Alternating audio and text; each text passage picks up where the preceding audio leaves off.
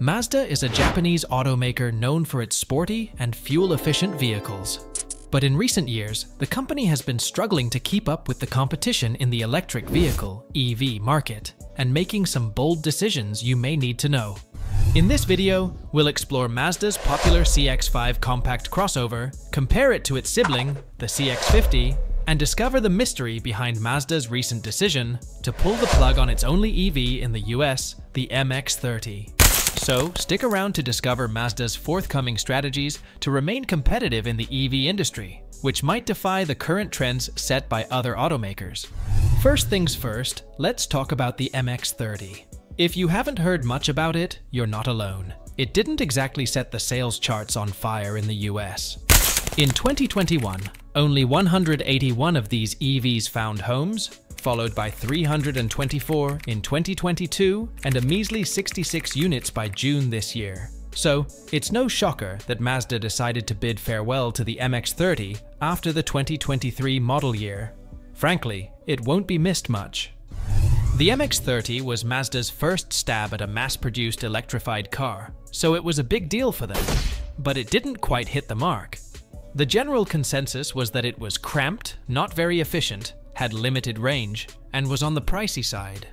In a world with plenty of other EVs to choose from, the MX-30 struggled to compete. One quirky thing about the MX-30 was that it was only available in California. Why? Well, because California has specific rules that car makers need to meet when it comes to selling cars there. Essentially, they needed to have some EVs in their lineup, and the MX-30 was Mazda's ticket to play in the California market. But it turns out that even with this advantage, the MX-30 couldn't make a significant impact. This isn't the first time Mazda has had to pull the MX-30. They aimed to sell 560 units the first time around, but fell short with just 505. So, they took it off the market for a bit. Then, in January, Mazda brought it back for a short run in California.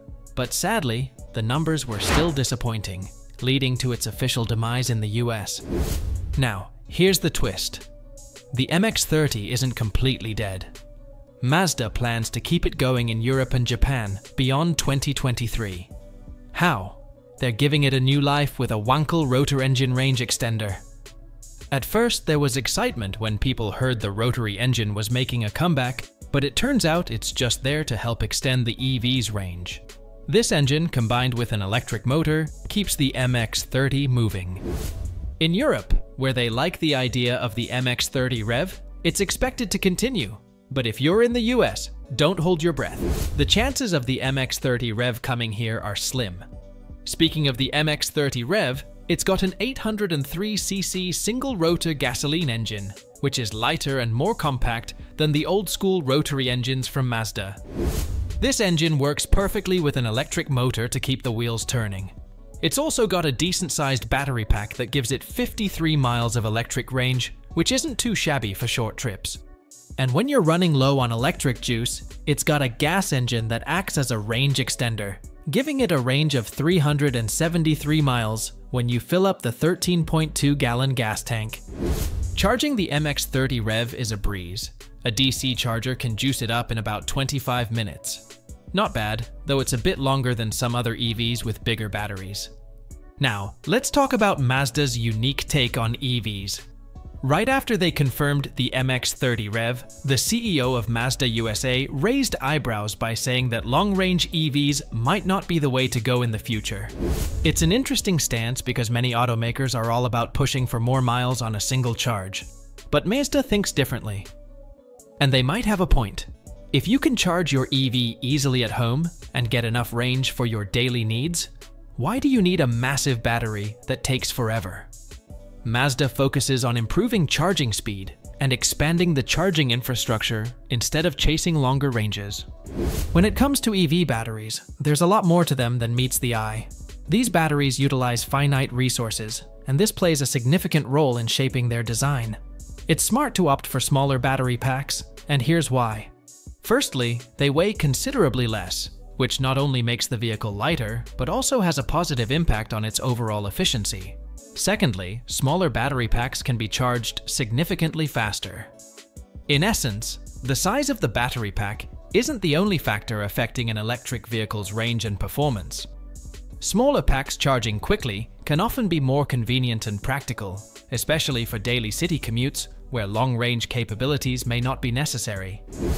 Now let's shift gears and take a deep dive into Mazda's performance in the market.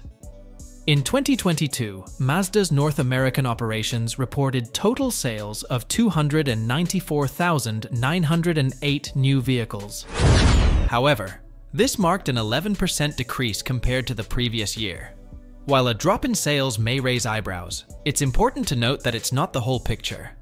The standout fact is that Mazda's top-selling car in 2022 was the CX-5, a compact crossover. Speaking of crossovers, Mazda introduced a new player into the field in the form of the CX-50 in the previous year. However, it's crucial to clarify that the CX-50 is not a direct replacement for the CX-5. Currently, Mazda sells roughly 4 times as many CX-5S as CX-50S, indicating a clear distinction between the two models. So, what sets the CX-50 apart from its sibling, the CX-5? Let's get into the key differences. To begin with, the CX-50 is positioned as the more rugged and adventure-ready option.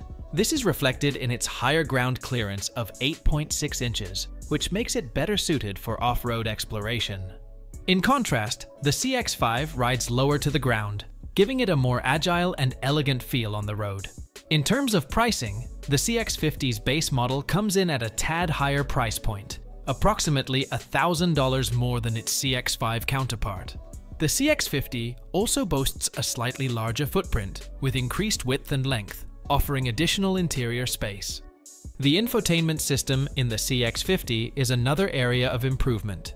It includes robust wireless Android Auto and Apple CarPlay functionality, allowing drivers to use the touchscreen even while the vehicle is in motion.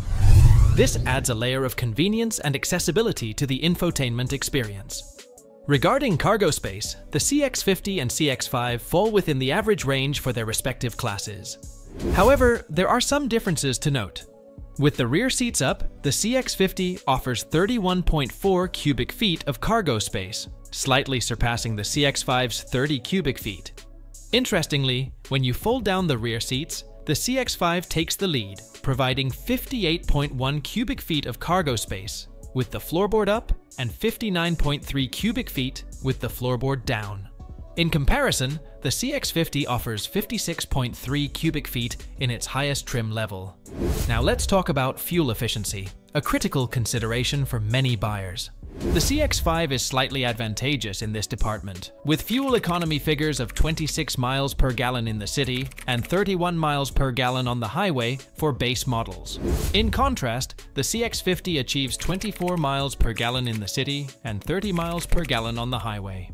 Both the CX-50 and CX-5 are equipped with Mazda's 2.5-liter Skyactiv-G engine, delivering 187 horsepower and 185 pound-feet of torque. However, certain trim levels offer a turbocharged version of this engine, providing a significant power boost to 227 horsepower and a good 320 pound-feet of torque. It's worth noting that the turbocharged version of the CX-50 comes with larger 20-inch tires.